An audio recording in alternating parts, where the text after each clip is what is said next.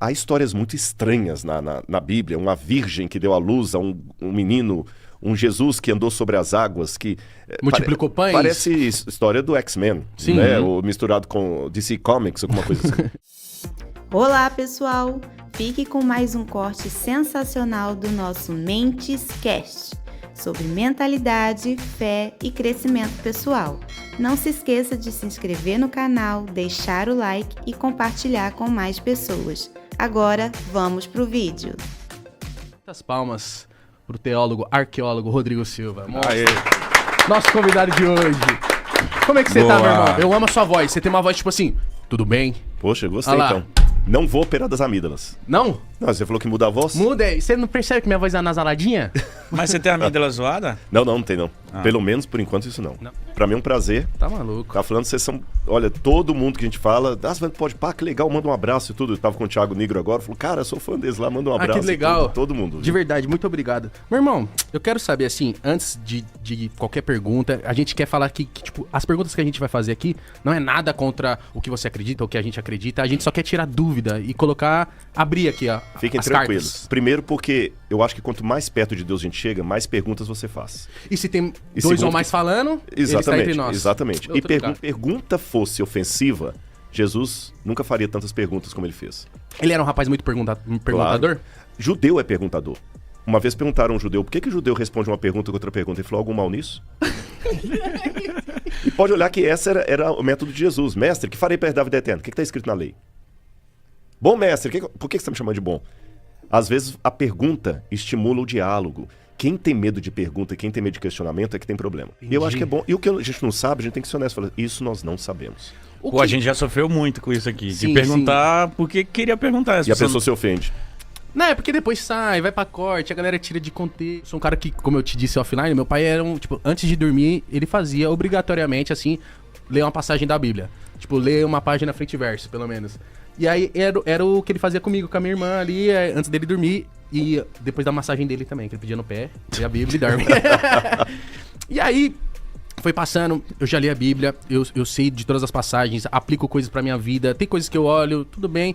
Só que eu falei lá, 2 anos atrás, que a gente tava conversando, falaram, Igão, o que você acha da Bíblia? Eu falei assim, eu acho que a Bíblia é um livro de história. Só que eu comparei de uma forma chula com o Chapeuzinho Vermelho. Eu falei assim, é um livro de história assim como o Chapeuzinho Vermelho. Aí cortaram isso, divulgaram, e aí hoje pra internet eu sou satanista, por conta disso. E aí a galera... Fique tranquilo que eu também sou vítima da mesma coisa e eu não tenho a exposição que vocês têm. Não, o Igão teve uma fase que ele virou o Satamém mesmo. Não tô com ele todo dia, a gente Vocês sabem que esses dias eu tava crê em Deus, tava conversando com o Alok. E o Alok falando a mesma coisa. Ele pedindo algumas questões da Bíblia e tudo, falando que ele estava num lugar que ele botou uma pirâmide. Mas pra quê? Aquilo recortaram o negócio da pirâmide, falaram que ele era satanista, Entendi. que era de Nova Era. Uma vez eu tirei uma foto despretensiosa, apenas com a mão aqui, sabe? Brincando, porque antigamente o pessoal tirava muito foto com mão aqui. E como eu fui no museu, eu botei um chapéu lá, eu sou zoador. Eu acho que se um homem não sabe rir de uma boa piada, desconfia da religião dele. Eu sou zoador, é muito bom. Eu sou zoador também. Eu coloquei a mão, e pra quê?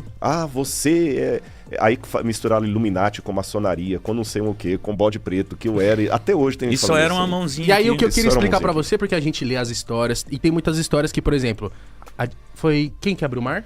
Moisés. Aí tá certo. E aí tem a história lá que Moisés chegou, e aí na Bíblia tá lá escrito que, tipo assim, subiu um paredão de água e aí eu fico assim na minha cabeça, falo assim, eu não creio que tenha sido assim, que ele chegou lá, subiu o paredão de água, abriu o caminho perfeito, os peixes congelou e ele passou. Eu creio que talvez a maré estava baixa e eles passaram. E isso era um milagre pra época, e por que não?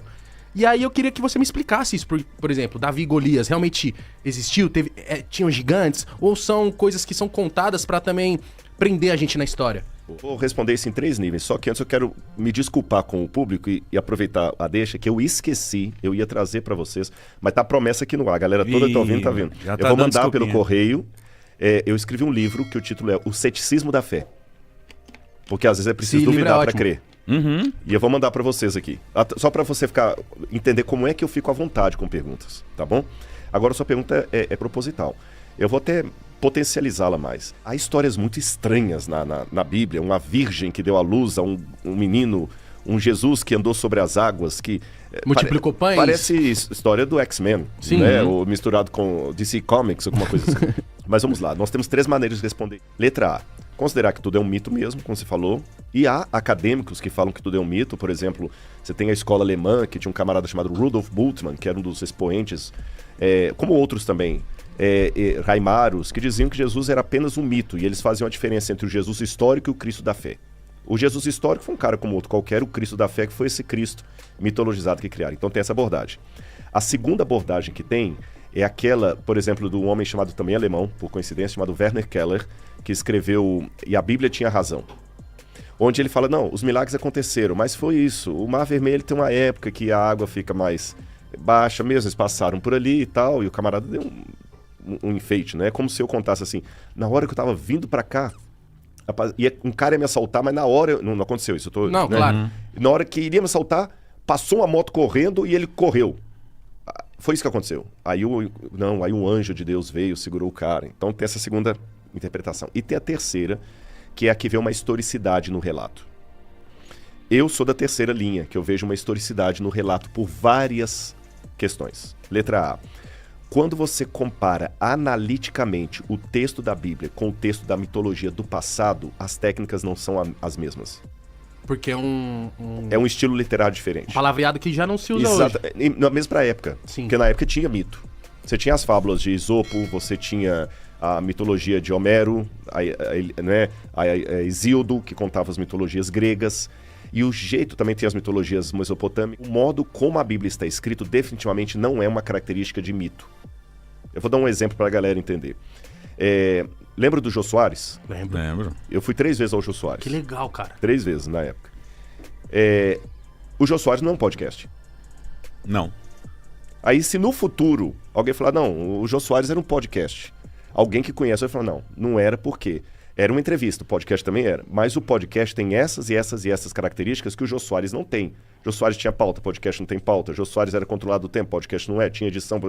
Então você sabe diferenciar um podcast de um talk show. Eu vivi essa época. Você viu essa época. Tá. Hoje, eu como arqueólogo, fazendo uma análise da literatura do passado, eu digo, literatura de mitologia tem características que a Bíblia não tem. Tá. Olhando pra cá parece a mesma coisa, igual alguém do futuro. É tudo entrevista. Não é. Tem diferença. Então essa sua terceira linhagem, você acredita que aconteceu o quê? Do Êxodo, por exemplo. Alguma coisa realmente fantástica aconteceu. Eu não acredito na ideia que a água baixinha... Porque a Bíblia fala que o exército de Faraó foi afogado depois pelas águas. Sim. Então, se foi água baixinha, como é que essa água baixinha? Aí o milagre fica pior ainda, né? Então, o que acontece? Quando eu saio da Bíblia e vou para a cultura egípcia e eu encontro alguma coisa, encontro. Vou dar alguns exemplos para vocês. Muita gente pensa erroneamente que o faraó do Êxodo era Ramsés.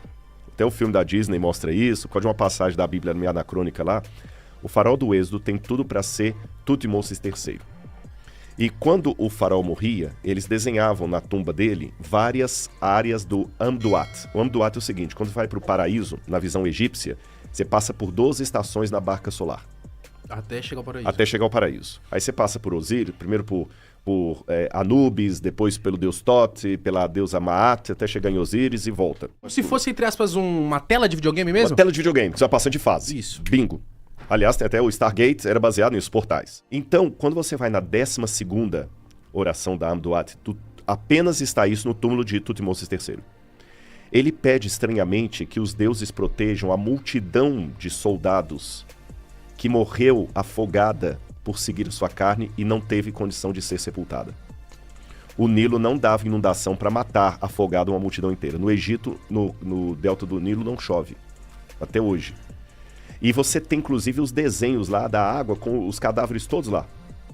Sério? Aham. No desenho na parede. Ele está testemunhando que um exército morreu afogado. Outra coisa curiosa. Quando a tumba de Tutmoses foi encontrada, Victor Loré, que era o arqueólogo que encontrou, viu que o túmulo estava intacto. Só que quando abriram o caixão, o sarcófago, a múmia que está sepultada no lugar de Tutmoses III era um rapaz de 20 anos, aproximadamente. E o faraó morreu com 50 e poucos anos. Ixi. Então, por alguma razão, os egípcios mumificaram um outro corpo no lugar do faraó. Por quê? Explicou isso? A Bíblia fala que o faraó morreu nas águas do mar com seu exército. E eles não queriam dar o braço a torcer. Exatamente, não tiveram nenhum corpo para recolher de lá. Entendi. Você tem o papiro de Pulver, que está hoje no Museu de Leiden, na Holanda. também escrito, nada de Bíblia, eu estou contando coisas da arqueologia, da egiptologia. E nesse papiro de Pulver, o escriba pede aos deuses proteção e pergunta por que as pragas estão caindo sobre o Egito. E ele menciona algumas pragas, e ele fala, por que o Nilo se tornou em sangue? Por quê? Não, ele questiona de maneira retórica. Ah, tá. É como falar assim, pô, sacanagem, cara, por que fizeram isso comigo? comigo? Fizeram isso comigo? Por que o Nilo se tornou em sangue? Por que os filhos dos nobres estão morrendo de maneira inesperada? Por que os animais estão ficando no canto? Por que a escuridão, ou seja, várias das pragas mencionadas no Êxodo estão ali? Então, fazendo uma correlação, eu tenho um testemunho fora da Bíblia do que o que a Bíblia falou é verdade, e contado por inimigos da Bíblia, tá certo? E o último elemento que eu coloco agora de ordem mais filosófica, para que um milagre extraordinário aconteça, basta uma coisa, que Deus exista.